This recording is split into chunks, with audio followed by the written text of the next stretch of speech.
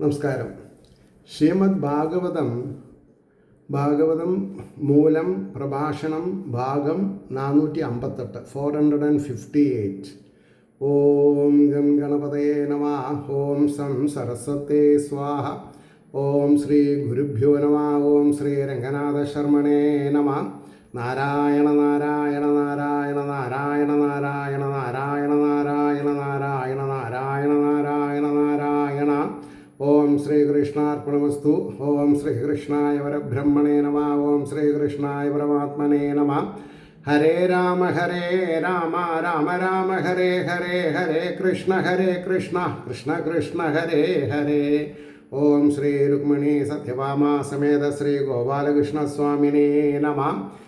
ശ്രീമദ് ഭാഗവതം പഞ്ചമസ്കന്ധം 4-ാം അധ്യായത്തിലെ 9-ാമത്തെ ശ്ലോകം മുതൽക്കാണെന്ന് പറയേണ്ടത്. ശ്ലോകം: യേഷാം ഖലു മഹായോഗി ഭരതോ ജ്യേഷ്ഠശ്രേഷ്ഠ ഗുണ ആസീത് യേനേദം വർഷം ഭാരതം ഇതി വ്യപദിശന്തി. എനിക്ക് വളരെ താല്പര്യമുള്ളൊരു ഭാഗത്തു കൂടെ ഇപ്പോൾ നമ്മൾ സഞ്ചരിക്കാൻ പോണത്. അതായത് ജഡഭരതൻ്റെ കഥയായിട്ട് വരും. ഭരതൻ എന്നുള്ള പേരിൽ നിന്നാണ് ഭാരതം എന്നുള്ള പേര് അജനാഭ വർഷത്തിന് ഈ ഭൂമിക്ക് കിട്ടിയിട്ടുള്ളത് എന്നാണ് പറയുന്നത്. ഇമോഷണൽ ആസ്പെക്റ്റ്, വികാരം കൊള്ളുക എന്ന് പറഞ്ഞാൽ ആധ്യാത്മിക വികാരം, ഭൗതിക വികാരമല്ല കേട്ടോ. ശ്രദ്ധിക്കുക. അപ്പോൾ യാതൊരുവരുടെ മധ്യത്തിൽ ശ്രേഷ്ഠങ്ങളായ ഗുണങ്ങളോടുകൂടിയ ഭരതൻ ജ്യേഷ്ഠനായിരുന്നു. യാതൊരുവൻ നിമിത്തം ഈ ഭൂഖണ്ഡത്തെ ഭാരതം എന്ന് പറയുന്നു. അതാണ് ഞാൻ പറഞ്ഞത്. അതിൻ്റെ ഭാവാർത്ഥം: അവരിൽ പ്രജാരത്നാദി ശ്രേഷ്ഠ ഗുണങ്ങളുള്ള, പ്രജകളിൽ രത്നജനാദി ശ്രേഷ്ഠ ഗുണമുള്ള സുപ്രസിദ്ധനായ ഭരതൻ ജ്യേഷ്ഠപുത്രൻ. ആ മഹാരാജാവിൻ്റെ ഗുണോത്കർഷം നിമിത്തം അന്നുവരെ അജനാഭവർഷമെന്ന് വിളിച്ചു വന്നിരുന്ന ഈ ഭൂഖണ്ഡത്തെ ഭാരതം എന്ന് ജനങ്ങൾ പറഞ്ഞു തുടങ്ങി. മഹാജനങ്ങളുടെ ഓർമ്മ ലോകത്തിൽ നിലനിർത്തുവാനുള്ള ഏർപ്പാട് പൂർവകാലം മുതൽക്കു തന്നെ ഭാരതവർഷത്തിൽ നടപ്പുണ്ടായിരുന്നുവെന്ന് സൂചിപ്പിച്ചിരിക്കുന്നു. 10-ാമത്തെ ശ്ലോകം: തം അനുകുശാവർത്ത ഇളാവർത്തോ ബ്രഹ്മാവർത്തോ മലയ കേതുർ ഭദ്രസേന ഇന്ദ്രസ്പൃഗ് വിദർഭ കീകട ഇതി നവനവതി പ്രധാന. 9 ദേശങ്ങളാണ് പ്രധാനമായിട്ടെന്നാണ് പറഞ്ഞത്. അവനെ അനുസരിച്ച് 9 പേർ, ബാക്കിയുള്ള 90 പേരിൽ പ്രധാന ഗുണങ്ങളുള്ളവർ. ഈ 9 പേർ 90-ൽപ്പെട്ടവരല്ല. അതുകൊണ്ട് നവതി പ്രധാന, 9 പ്രധാനപ്പെട്ട ആൾക്കാർ എന്ന പദം ശ്രീധരീയത്തിൽ നവതേ പ്രധാന ജ്യേഷ്ഠ, ബാക്കി 90 പേരുടെ ജ്യേഷ്ഠന്മാരായ പ്രധാനികൾ എന്ന് വ്യാഖ്യാനിച്ചിരിക്കുന്നു. ഭരതനെ രാജഭരണത്തിൽ അനുസരിച്ച കുശാവർത്തൻ, ഇളാവർത്തൻ, ബ്രഹ്മാവർത്തൻ, മലയൻ, കേതു, ഭദ്രസേനൻ, ഇന്ദ്രസ്പൃഗ്, വിദർഭൻ, കീകടൻ എന്നു പേരുള്ള 9 പേർ ബാക്കിയുള്ള 90 പേരുടെ ജ്യേഷ്ഠന്മാരായ പ്രധാനന്മാരായിരുന്നു എന്ന് പറഞ്ഞു. 11-ാമത്തെ ശ്ലോകം: കവിർ ഹരി അന്തരീക്ഷ പ്രബുദ്ധ പിപ്പലായന ആവിർഹോത്രോ അധ ദ്രുമിള ചമസ കരഭാജന ഇതി ഭാഗവത ധർമ്മദർശനാനവമഹാഭാഗവതാസ്തേഷാം സുചരിതം ഭഗവൻ മഹിമോപബൃംഹിതം വസുദേവ നാരദ സംവാദം ഉപശമയാനം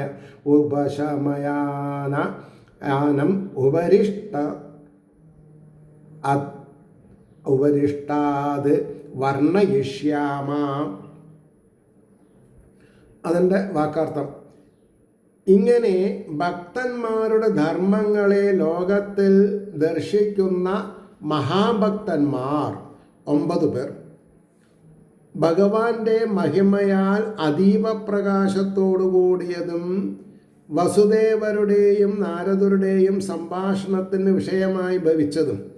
അത് 11-ാം സ്കന്ധത്തിലേക്കാണ് കേട്ടോ പോവുക.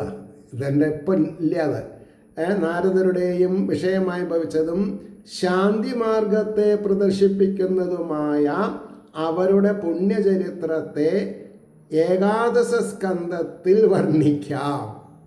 അതാണ് പറഞ്ഞത്.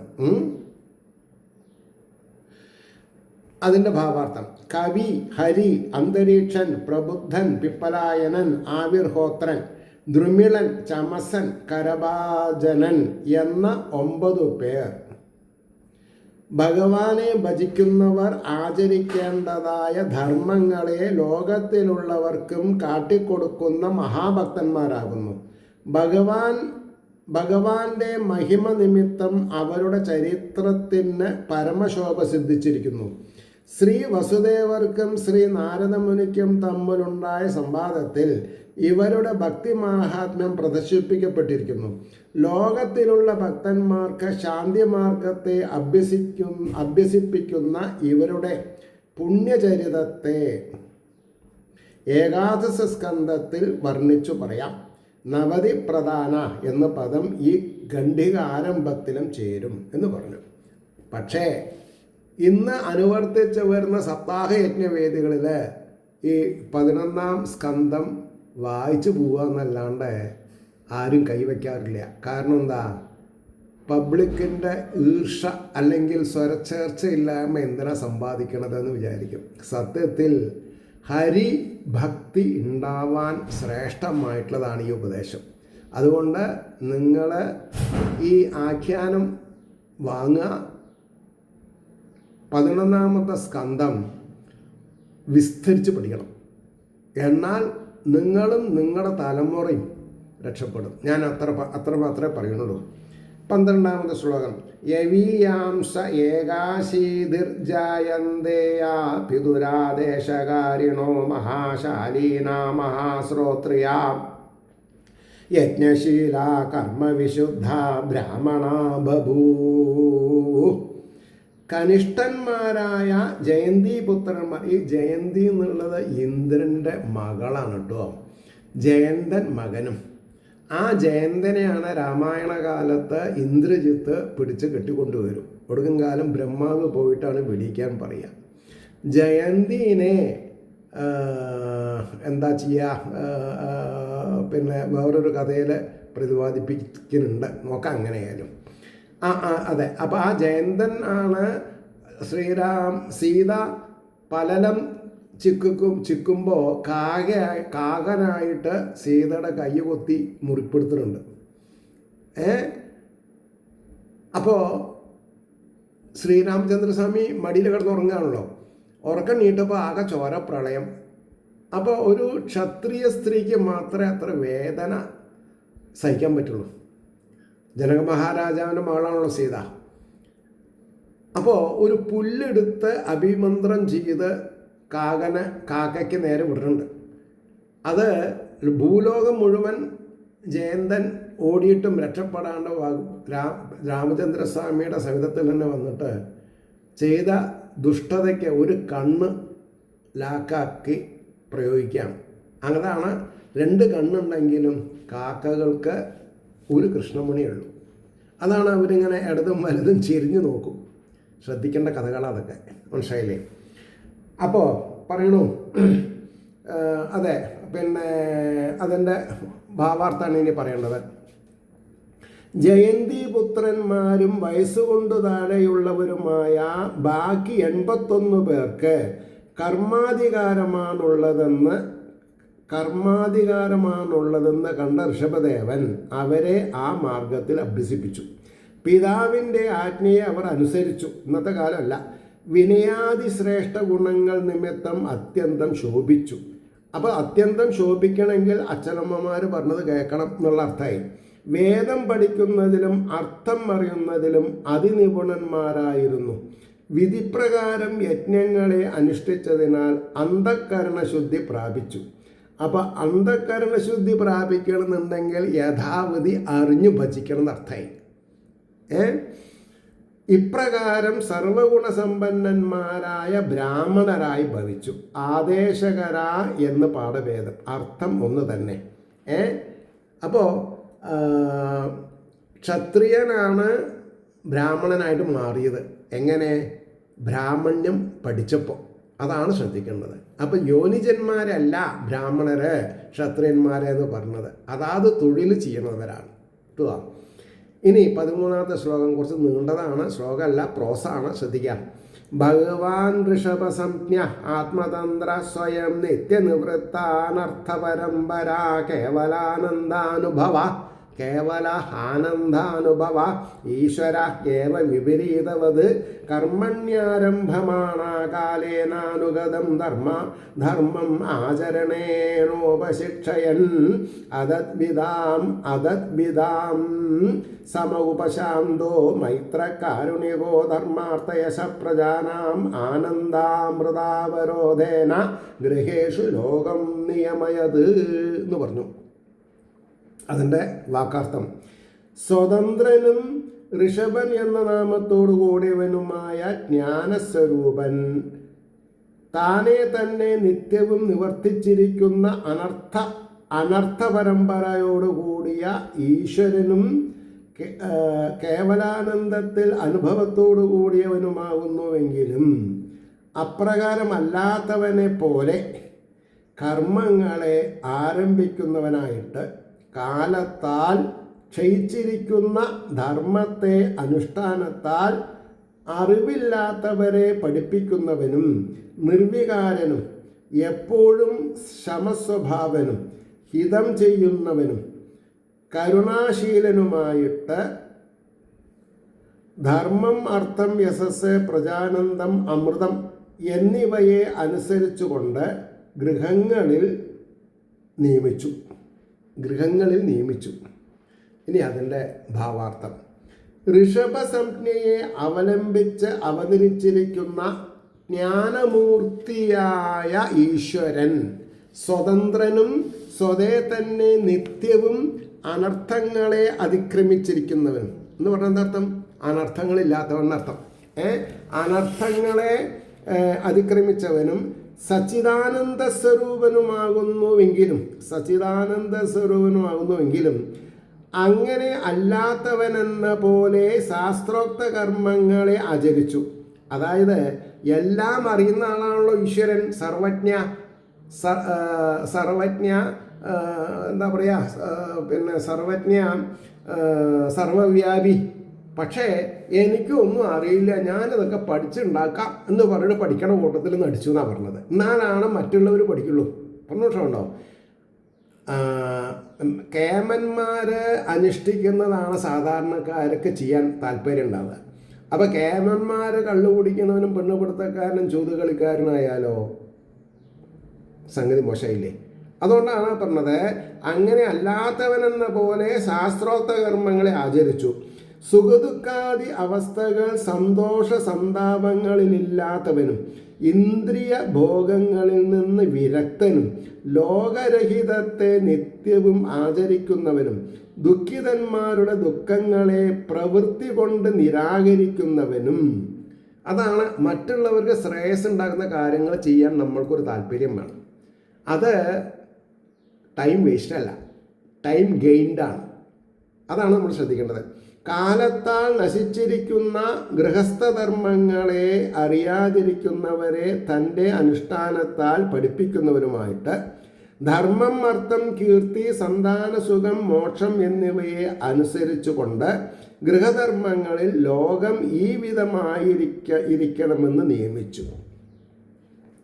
അപ്പോൾ ഭാഗവതം നാം മൈനസ് ഭാഗവതം 0 ആണ്. ഭാഗവതം പഠിച്ചാലോ ശ്രേഷ്ഠന്മാരാവാം. 14ാമത് ഒരു വരി ശ്ലോക എങ്ങനെയത്? യദൃച്ഛീർഷണ്യാചരിതം തത്തനുവർത്തതേ ലോക. അതായത് ശീർഷണനാൽ, അതായത് ശ്രേഷ്ഠനാൽ ആചരിക്കപ്പെട്ടത് യാതൊന്നോ അതിനെ സമുദായം അനുസരിക്കും. ഇതാണ് ഞാൻ പറഞ്ഞത്.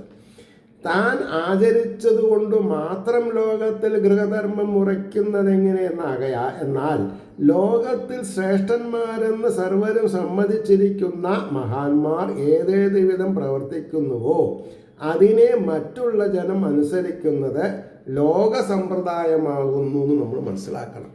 അപ്പം ലോകസമ്പ്രദായം തെറ്റി നടക്കരുത് എന്നർത്ഥമായി. 15-ാമത്തെ ശ്ലോകം.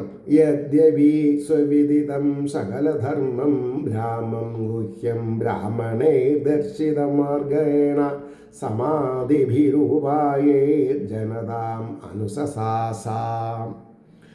സകലങ്ങളായ ധർമ്മങ്ങളോടുകൂടിയ വേദത്തെ സംബന്ധിച്ചിരിക്കുന്ന രഹസ്യം തന്നാൽ അറിയപ്പെട്ടിരിക്കുന്നുവെങ്കിലും ബ്രാഹ്മണരാൽ ദർശിക്കപ്പെട്ട മാർഗത്തിൽ കൂടി ജനസമൂഹത്തെ സാമാദികളായ ഉപായങ്ങൾ സാമം ദണ്ഡം നീതി അനുശാസിച്ചു എന്നാണ് പറഞ്ഞത്. ഇനി അതിൻ്റെ ഭാവാർത്ഥം.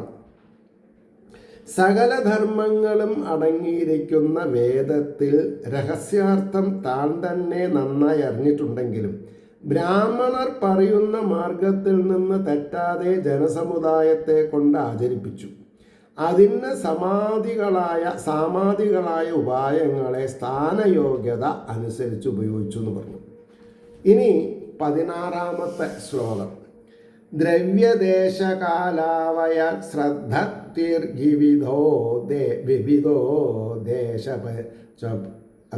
ദ്രവ്യദേശകാലവയ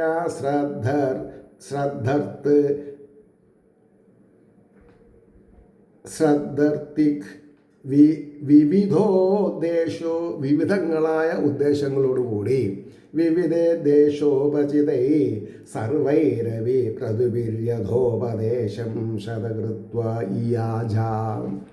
അതായത് പദാർത്ഥം, പുണ്യസ്ഥലം, ഋതുഭേദം, വയസ്സ്, യൗവനാവസ്ഥ, വിശ്വാസം, ആചാര്യൻ, നാനാദേവതകളെക്കുറിച്ചുള്ള സർവാഭിവൃദ്ധികളോടുകൂടിയ സർവയജ്ഞങ്ങൾ കൊണ്ടും വിധിപ്രകാരം 100 പ്രാവശ്യം യജിച്ചു.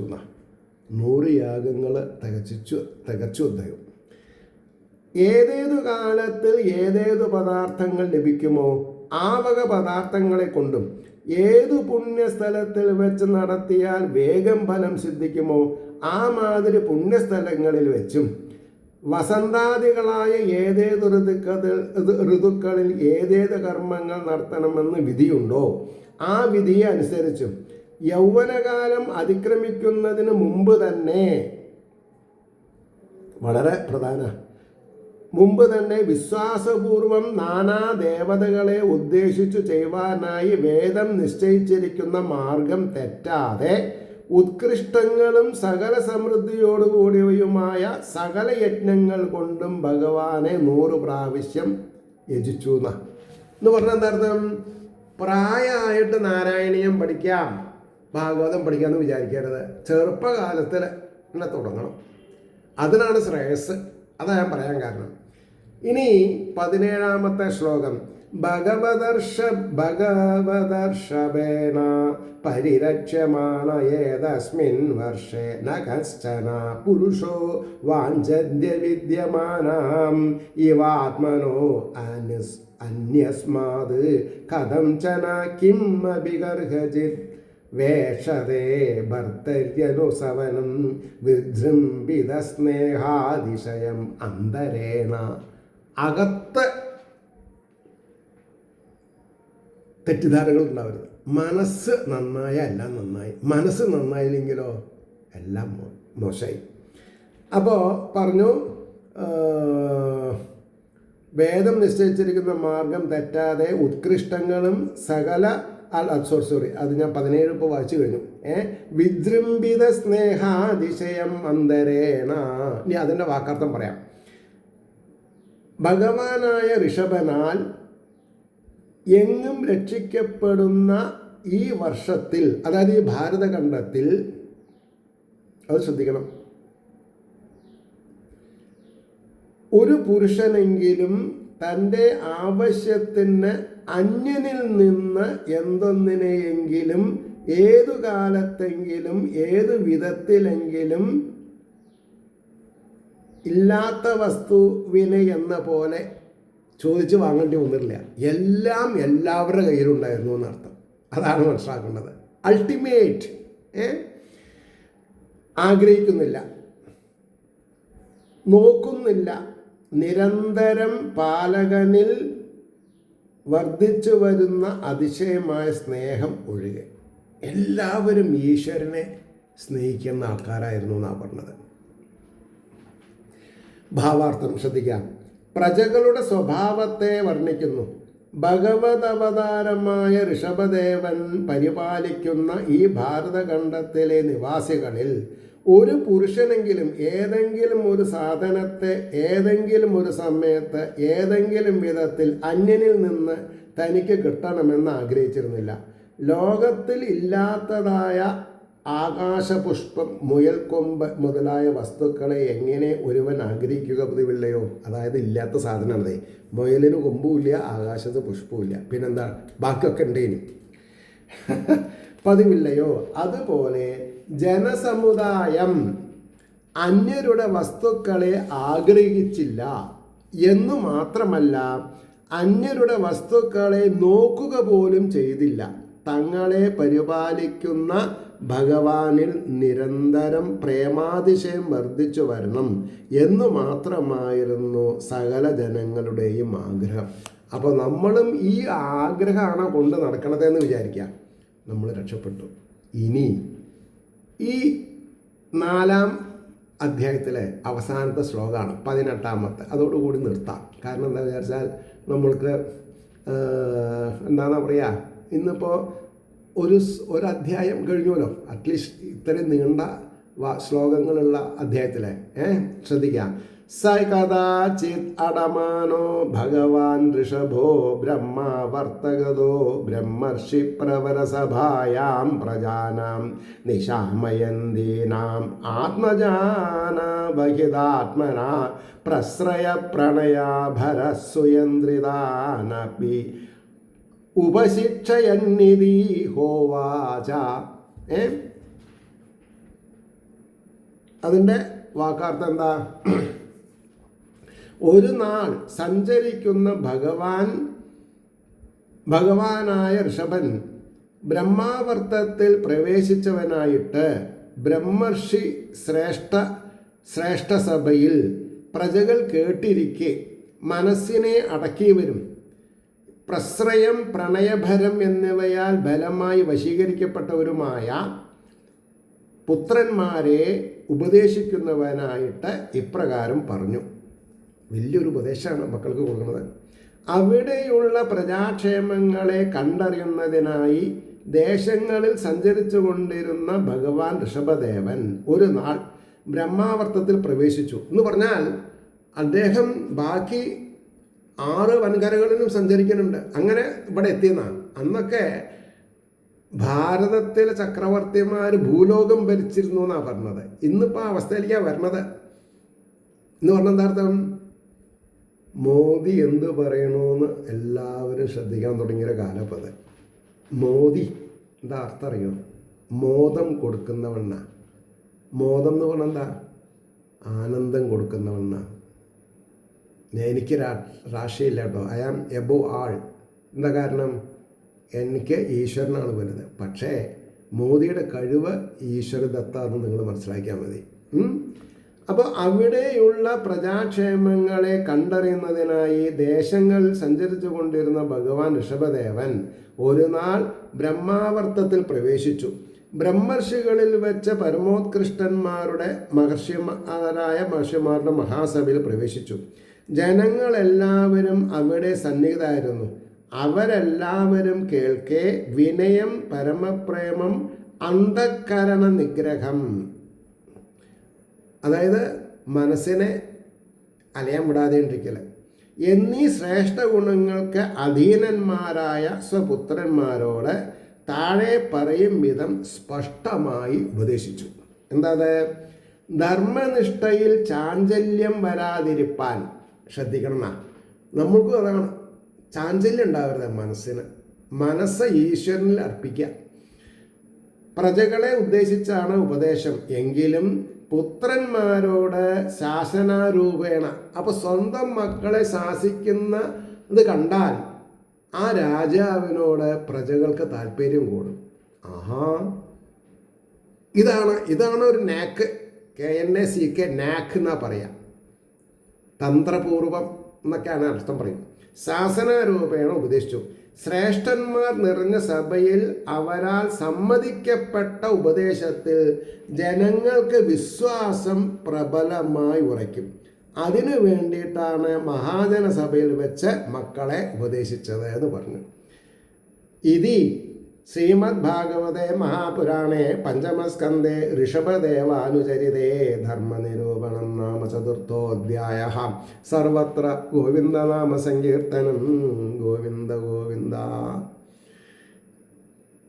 സാക്ഷാൽ ശ്രീഹരിയുടെ അനുഗ്രഹാശിസ്സുകൾ എല്ലാവരിലും എത്തട്ടെ എന്ന് പ്രാർത്ഥിക്കുന്നതിനോടൊപ്പം ഓരോരുത്തരുടെയും പ്രാർത്ഥന ലോകാസമസ്ത സുഖിനോ ഭവന്തു ആയിരുന്നാൽ കാര്യങ്ങൾ വളരെ നന്നാവും എന്നുള്ളതൊരു അനുഭവം എനിക്കുണ്ട്. അതുകൊണ്ട് ഞാൻ പറയണു, നിങ്ങൾ വേറൊന്നും പ്രാർത്ഥിക്കണ്ട, ലോകാസമസ്ത സുഖിനോ ഭവന്തു അതിനു വേണ്ടി യത്നിക്കും വേണം. എന്നാൽ കുശാലായി നന്നായി നടത്തും. നമസ്കാരം.